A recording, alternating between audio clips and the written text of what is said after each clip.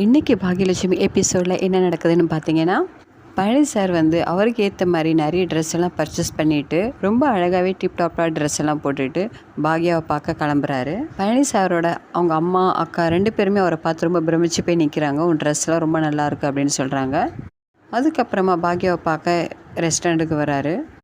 அங்கே வந்து பாக்யா கொஞ்சம் அப்செட்டாகவே இருக்கிறாங்க. ஏன்னா அவங்களுக்கு அந்த நியூஸ் கேட்ட உடனே ராதிகாட்டேருந்து அவங்க ப்ரெக்னெண்ட்டாக இருக்கிறாங்க தெரிஞ்ச உடனே கொஞ்சம் அப்செட்டாக தான் ரெஸ்டாரண்ட்லேயும் வந்து அவங்க வந்து வேலை பார்த்துட்ருக்காங்க.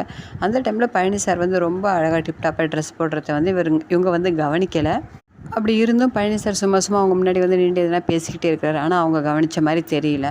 அது பழனி சாருக்கு ரொம்பவே மொக்கையாயிருது. அதுக்கப்புறம் ரொம்ப ஃபீல் பண்ணிவிட்டு அவர் வந்து வீட்டுக்கு போயிடுறாரு. அப்புறம் வீட்டில் பார்த்தீங்கன்னா கோபி வந்து ஏதோ பதாம்லாம் வச்சுருக்கேன் அப்படின்ட்டு டைனிங் டேபிள் ரொம்ப தேடிட்டுருக்காரு. இந்த ட்ரை ஃப்ரூட்ஸ்லாம் வச்சுருக்கேன் அப்படின்ட்டு. அந்த டைமில் பாக்யா பார்த்துட்ருக்காங்க அவரை. பாக்யா பார்த்த பார்வை வந்து அவங்கள இப்படி எனக்கு துரோகம் பண்ணியிருக்கே அப்படின்ற மாதிரி பார்த்துட்டு இருந்தாங்க அவரை. ஆனால் அவர் வந்து ஃபோனில் வந்து என்னோடய க்ளவுட் கிச்சன் ரொம்ப நல்லா போகுது, இப்போ எனக்கு நல்லா போயிட்டுருக்கு அப்படின்னு பேசிகிட்டு இருக்காரு. இவர் வந்து ட்ரை ஃப்ரூட்ஸ்லாம் தேடிக்கிட்டே இருக்கும்போது கொஞ்சம் பாக்யாவும் பார்க்குறா. இவ ஏன் நம்மளை முறைச்சி பார்க்குறா, ஏன் ஒரு மாதிரியாக பார்க்குறா அப்படின்னு நினச்சிட்டு இருக்காரு. அதுக்கப்புறமா ரூமில் போய் ராதிகாட்ட சொல்கிறாரு, இன்றைக்கி பாக்யா ரொம்ப என்னை முறைச்சி பார்த்தா எதுக்குன்னே தெரியல அப்படின்னு சொல்கிறாரு. அப்போ உடனே ராதிகா சொல்லிடுறாங்க, நான் சொல்லிட்டேன் நான் ப்ரெக்னெண்ட்டாக இருக்கிறத அப்படின்னு சொல்லிடுறாங்க. ரொம்பவே ஷாக் ஆயிடுது. ஏன் இப்போவே சொன்னேன், நான் தான் பொறுமையாக எடுத்து எல்லாருக்கும் சொல்கிறேன்னு சொல்லியிருந்தோம் இல்லையா அப்படின்னு சொல்கிறாரு.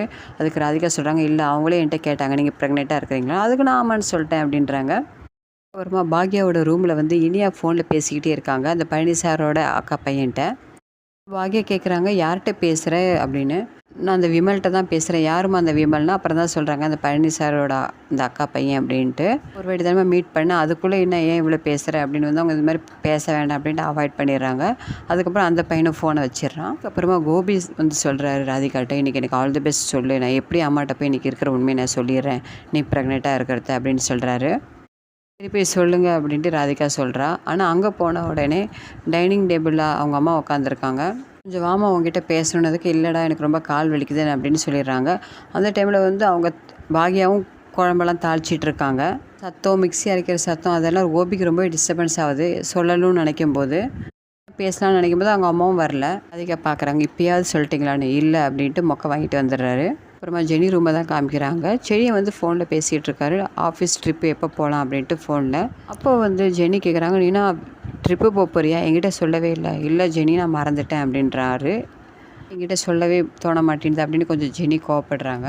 நான் சொல்லிட்டேன்னு நினச்சி மறந்துட்டேன், நாங்கள்லாம் போகிறோம். அதுக்கு ஜெனி சொல்கிறாங்க, நீ போக வேண்டாம், நீ போனாக்கா எங்கே போறிய ஏது போறிய ஒன்று நினச்சி நான் ரொம்ப டவுட்டில் இருப்பேன், அதெல்லாம் நீ போக வேணாம் அப்படின்னு சொல்லிடுறாங்க ஜெனி. அப்புறமா இந்த ட்ரிப்பு நீ கேன்சல் பண்ணு அப்படின்னு சொல்லிடுறாங்க. ரொம்ப ஃபீலோடு ரொம்ப வருத்தத்தோடு இருக்கிறாரு செடியை வந்து. சரி அப்படின்னு சொல்லிடுறாரு. அப்புறம் ஹாலில் உட்காந்துருக்காங்க. அப்போ வந்து கோபி நினைக்கிறாரு, எப்படியும் அம்மாவை கூப்பிட்டு நம்ம தனியாக சொல்லிடணும் இந்த மாதிரி ராதிகா ப்ரெக்னெண்ட்டாக இருக்கிறா அப்படின்ட்டு. என்னோட பொண்ணுக்கு பேர் வைக்கிறத பற்றி பேசிக்கிட்டு இருக்காங்க. அப்புறம் வந்து உடனே கோபியோட அப்பாவும் சொல்கிறாரு, நீ தாத்தா தாண்டா, நீ நான் பேத்திக்கு கிஃப்ட் கொடுக்க போகிற அப்படின்னு சொல்லும்போது, இவர் என்ன சொல்லணும்னு நினைக்க வந்தாரோ அதை பற்றி இவரால் பேச முடியல கோபியால். இனியாவும் அங்கே உட்காந்துருக்கா. சரி இனியா வந்து அவங்க அம்மாட்ட சொல்லியிருந்தேன் நான் ஷாப்பிங் போகணும் அப்படின்ட்டு. உடனே கோபி சொல்கிறார், நான் வா உன்னை கூட்டிகிட்டு போகிறேன் அப்படின்னு கூட்டிகிட்டு போகிறாரு. அப்போ காரில் வந்து கேட்குறாரு இனியாட்ட, உனக்கு ஒரு தம்பியோ தங்கச்சியோ இருந்தால் நீ என்னம்மா பண்ணுவேன், நான் உனக்கு நல்லா டைம் பாஸ் பண்ணலாம். அதுக்கும் அவள் வந்து எதுக்குப்பா பிள்ளைகள் எதுவும் தத்தெடுக்க போகிறீங்களா அப்படின்னு கேட்குறா. அம்மா உனக்கு போர் அடிக்கும்ல அதால் கேட்டேன், உனக்கு அப்படி இருந்தால் எனக்கு. அதுக்கு தான்ப்பா எனக்கு செயினோட பாப்பாவும் இருக்கிறா, அதுக்கப்புறம் எழிலனோட பாப்பாவும் இருக்கிறா, அப்புறம் எதுக்குப்பா எனக்கு அப்படின்னு சொல்கிறா. என் ஃப்ரெண்டுக்கு ஒரு தம்பி இருக்கிறான், அவனுக்கு 10 வயசு, அதுவே எல்லாருமே கிண்டல் பண்ணுறாங்க. போது இது எதுக்குப்பா அப்படின்னு அவள் சொல்கிறா. நீங்கள் மயுவை கூட்டிகிட்டு வர போகிறீங்களா அப்படின்னு சொல்லிட்டு, மயுவெல்லாம் கூட்டிகிட்டு வராதிங்க, எனக்கு அவள் வந்தால் எனக்கு ஏற்கனவே அவங்க அம்மா வந்து பிடிக்கல, அவள் வந்தாலும் எனக்கு பிடிக்காது அப்படின்னு சொல்லிடுறா. உடனே கோபி, அதெல்லாம் இல்லைம்மா நீ கூலாக இரு, நான் அப்படிலாம் நினைக்கல அப்படின்னு சொல்கிறாரு.